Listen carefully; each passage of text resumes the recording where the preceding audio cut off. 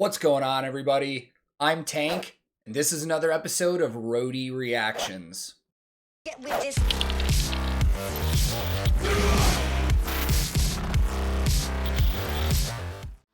In today's reaction video, I'm going to be returning to a band that I've checked out a couple times on the channel already, and I've really liked what I've heard. And lately, a lot of people in the comments have been asking, dude, when are you gonna check out some more Epica? You seem to like it, but you haven't done one in a while. Fair point, fair question. So today we're gonna go back and listen to some more Epica. And a bunch of you told me that they have a brand new record that comes out on February 26th called Omega, and there's already been a couple singles released from that album. So even though I've missed a couple, I want to go back a couple months and check out the very first single that they released from this upcoming album.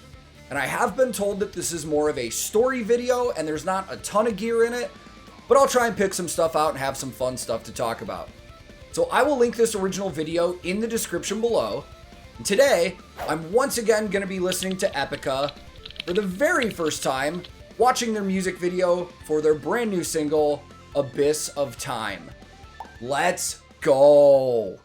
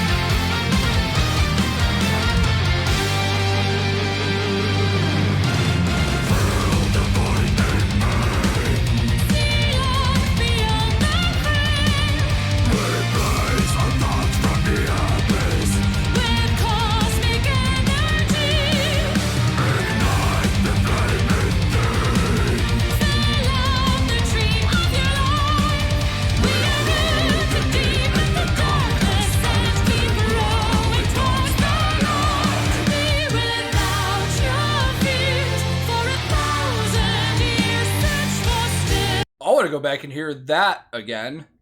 That was an interesting change of pace in that pre-chorus. Kind of cool though. Right off the bat, man, this video looks incredible. Their costumes looked great when it started getting in on the band. Looks like the dudes driving around the old Jurassic Park Jeep Wrangler there to start this off. Yeah, I wanna kind of hear that pre-chorus again, man. That was an interesting change.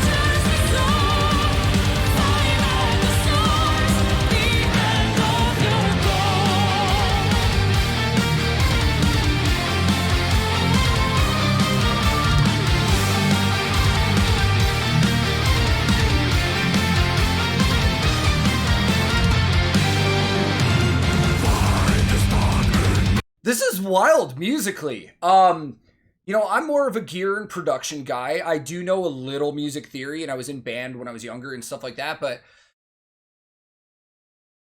the timing going on is like the main part of the song when they started sounded like regular 4/4. You can count 4 beats per measure, and it sounded like that pre-chorus switched to a 6/8. I could possibly be wrong. Again, not a music theory nerd here. A lot of people could argue that 6/8 is a 3/4 as well, but it didn't sound like 3/4. But the chorus sounded like it was a 3/4. Whatever, man. Music theory is not my thing. I'll leave that up to my buddy Chase and some other people to break that down. We're going to talk about gear. So hopefully we'll see some gear soon, but I'm really digging this, man. It sounds really good, and I really, really dig this vibe.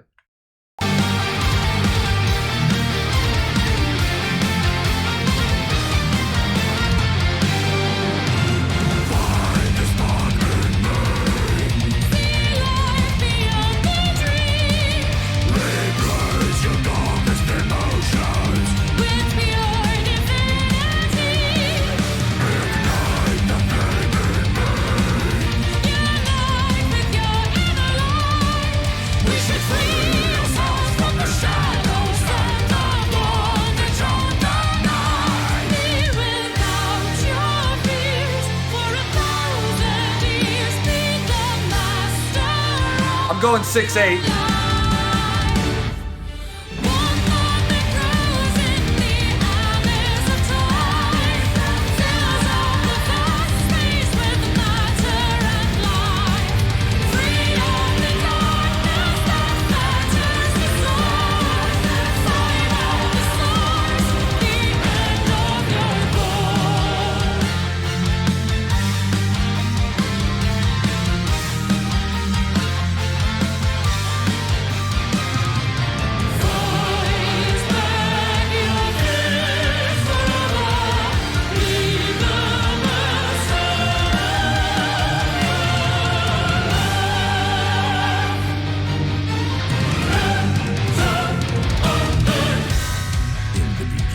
All right, real quick.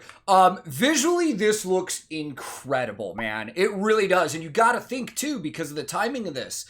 All of this was done while there are COVID restrictions and stuff like that. So, obviously, filming outdoors a lot easier, but the indoor set stuff, I mean, there's probably a lot of people that worked on this, man. Their costumes are super intricate. There's other people that are in different costumes. Haven't seen the band playing yet. I don't know if I will. But there's a lot going on with this. This is probably a pretty big team for this video, man. And sound-wise, it's great. And this is a good example for me of how my musical tastes and what I can enjoy have matured over the years. Because years ago, I don't think I would like a band like this, or a band like Nightwish, or anything really symphonic metal like this. It was never really my thing. But as I discover more and more of it, I absolutely love it. I love the difference between the feel with the harsh vocals and then the symphonic vocals. And it's just, dude, it's really great, man. I'm really enjoying this. Just based off of this one song, I will probably go pre-order this album because I'm really, really digging this. Let's continue. We're about halfway through. Hopefully I see some gear. I'm hoping.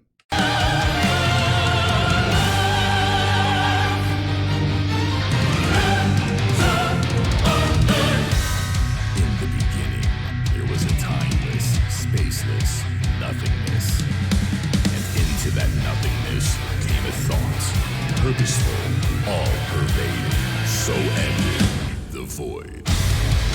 Here!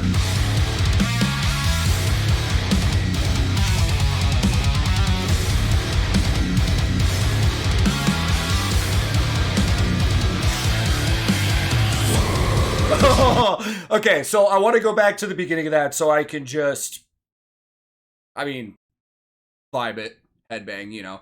But I was getting some shots on the gear, and it was kind of hard to pick out the exact models, but from what I have already seen Epica use, I kind of already had a feeling I was going to see specific things. Mark, very well known as rocking those Ibanez 7 strings. He uses RGs, RGAs, RGDs.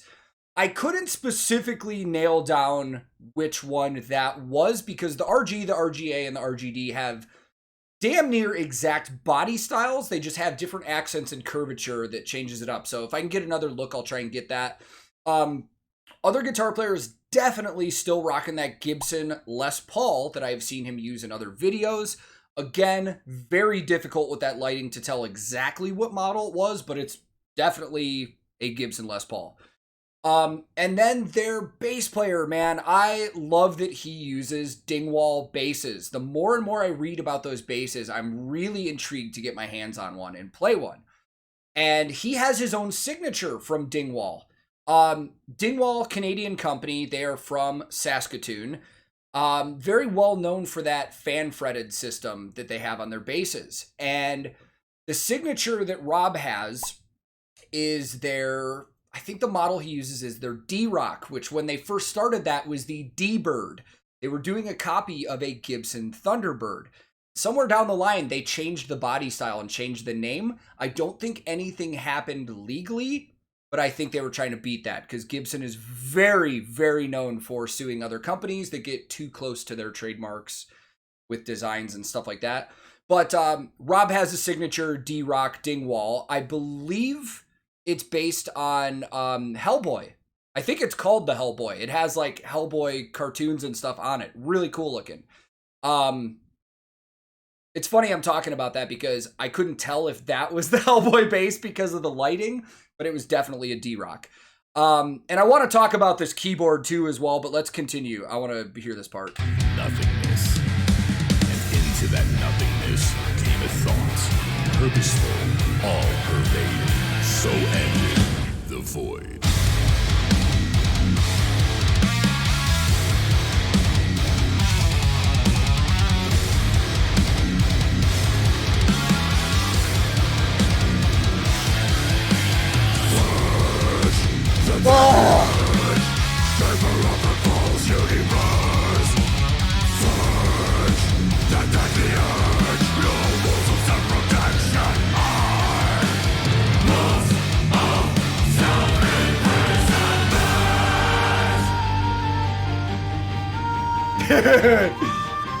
That brought it.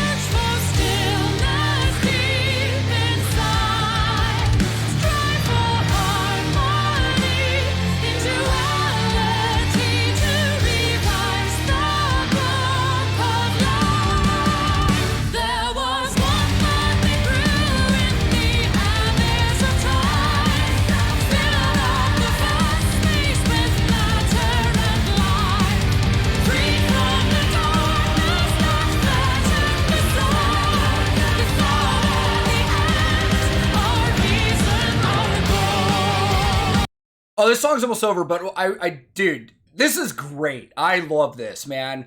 I wanted to talk about their keyboardist for a second because after the first time I saw that curved keyboard that he's playing, I had never seen that before, ever. And I was really intrigued. And I went online and I tried to look up as much as I could about it. I found out that that is a company, I believe if I remember the name right, they're called New Motion. They're from Montreal in Quebec, Canada. It was started by a keyboard player who wanted to make a new innovation for playing that could allow keyboardists to be mobile on stage rather than just having their keyboards on a stand and sitting there. So that unit is curved. It allows you to put a guitar strap around your neck and hook onto it. So it's kind of like almost being in like a marching band where you like hook on an instrument. It's literally just hook around your neck and you can move around on stage with it.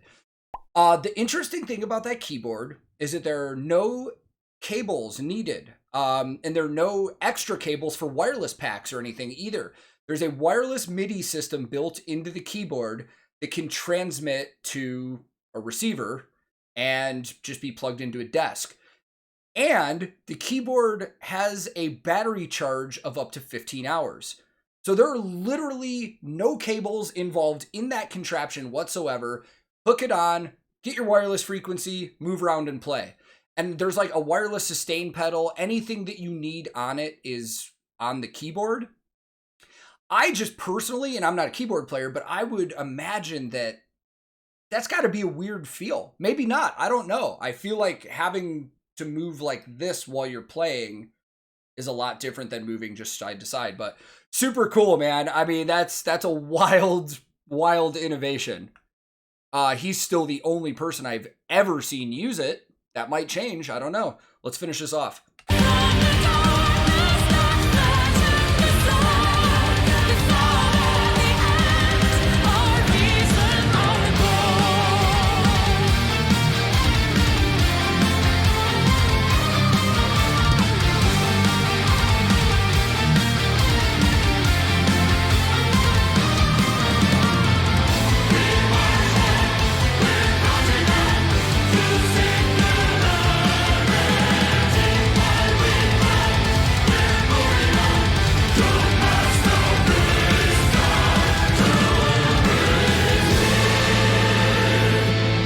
That was a cool ending. I thought that song was just going to end directly after that outro to that last chorus. That was a really cool change up at the end there. I really liked that. Let's go talk more about this. I find it funny that I mentioned that this was a story music video before I started. And like other videos I've watched that have stories and then there's gear involved, I don't know what the is going on. The second I see gear and other production aspects, I lose the story and that's what I start looking at. But visually, that video looked awesome, man. It really did. Like, shout out to everybody that worked on that. That looked awesome. Highly entertaining, visually aesthetic, really good. And I also liked that there were shots of the band playing, even though it was mostly silhouettes and stuff like that. And the only member that I didn't talk about gear-wise was their drummer. I'm not sure the specifics of his setup, although I do know he is an exclusive artist of Pearl drums in Europe. I'm going to have to try and find out what other gear he plays as well. And, as always, Simona just sounds awesome. Like, I've never been disappointed by anything I've heard with her voice on it so far. And the comparison between Mark's harsh vocals and her, like, operatic style, it works perfectly together for my ear, man. I really like this. I really do. I think I'm starting to really, really get into Epica, man. And it's like, it's got that same kind of sound that I really enjoy from Nightwish as well. There are definitely some more harsher tones to it. They metal this up more, but man, this was cool. I'm really excited to check out this new album. So I'm probably going to go pre-order it now and hopefully check out some more music before it comes out. So thank you guys for the recommendation, and if you're new here, feel free to click subscribe. I release new videos all the time, so if you turn your alerts on, you might get notified by YouTube when it comes out. Sometimes you'll get notified about 8 hours later. But if you liked this video, I would greatly appreciate the like, as it does help the channel. But if you disliked it, not a big deal, man. Thank you for watching this time. You are free to click dislike and move on.